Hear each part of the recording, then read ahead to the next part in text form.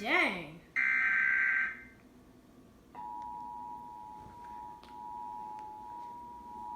Amber Alert sound.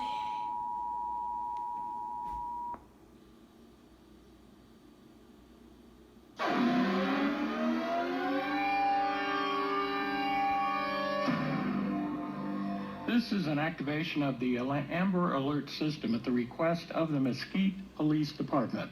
The Mesquite Department is searching for Nyla Crockett, a black female, 8 months old, with brown hair and brown eyes. Police are also looking for Chenario Crockett, a black female, 30 years old, 5'6", 172 pounds, with brown hair, brown eyes, believed to be wearing a gray shirt, blue jeans with brown or black boots. That's in connection with her abduction. Law enforcement officials believe the child may be in grave or immediate danger. If you have any information regarding this abduction, call the Mesquite Police Department. The contact person is at 972-216-6241. Again, 972-216-6241, or simply call 911. We now resume our